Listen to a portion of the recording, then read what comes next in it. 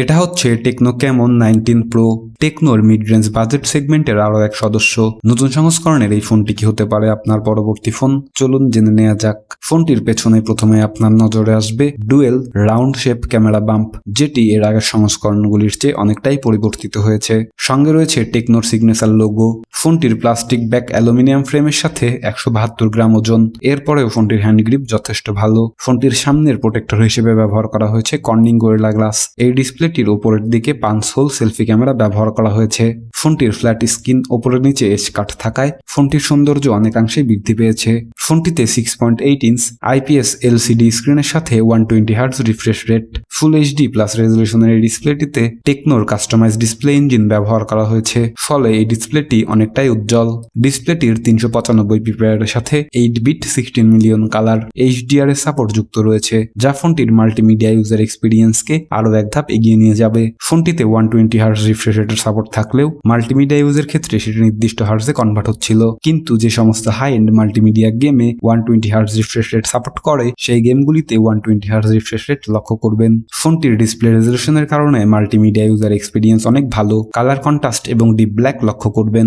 ফোনটির brightness level দেখার মতো ছিল, যা প্রায় 600 নিট পিক। ফোনটির অটো ব্রাইটনেস মোড দিনের আলোর জন্য ব্রাইটনেসের সাথে ডিসপ্লে কন্ট্রাস্টও বাড়িয়ে দেয়। ফোনটিতে 3.5mm হেডফোন জ্যাকের সাথে বটম ফায়ারিং স্পিকার ব্যবহার করা হয়েছে। GA79 ফোনটির স্পিকার টেস্টে অ্যাভারেজ স্কোর রয়েছে।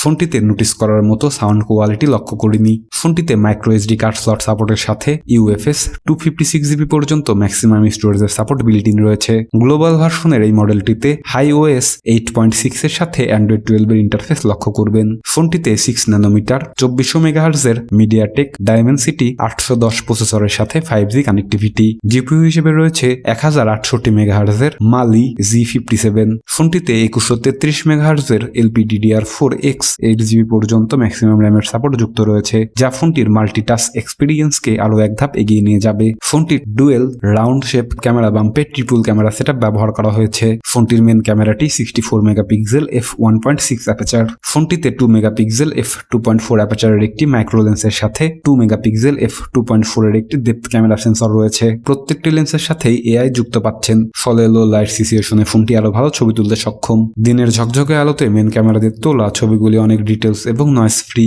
ছবিগুলির শার্পনেস দুর্দান্ত, হোয়াইট ব্যালেন্স, কালার স্যাচুরেশন বাস্তবিক, ডায়নামিক রেঞ্জও যথেষ্ট ভালো। ফোনটির মেন ক্যামেরা দিয়ে তোলা পোর্ট্রেট ছবিগুলি অনেক ভালো। সাবজেক্ট এবং ব্যাকগ্রাউন্ডের বুক ইফেক্ট লক্ষ্য করবেন। ফোনটির মাইক্রো লেন্স যথেষ্ট কাজের না হলেও ভালো ছবি তুলতে সক্ষম। ছবিগুলির কোয়ালিটি দুর্দান্ত, কালার স্যাচুরেশন বাস্তবিক, কিন্তু ডায়নামিক রেঞ্জের ক্ষেত্রে অনেকটাই পিছিয়ে থাকবে। রাতের বেলায়ও মেন ক্যামেরা দিয়ে তোলা ছবিগুলি অনেক ভালো, কালার স্যাচুরেশন এবং ডায়নামিক রেঞ্জ যথেষ্ট ভালো।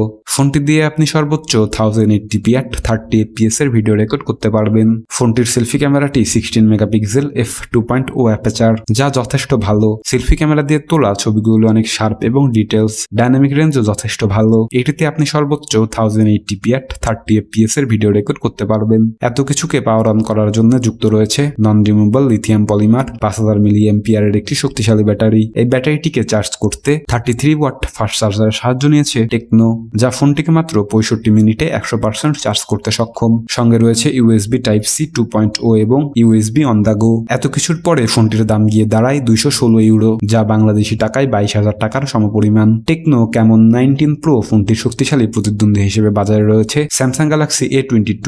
গ্যালাক্সি A22 ফোনটি সম্পর্কে বিস্তারিত জানতে এখন ক্লিক করুন। সবাইকে আরো একবার ধন্যবাদ জানিয়ে এখানেই শেষ করছি।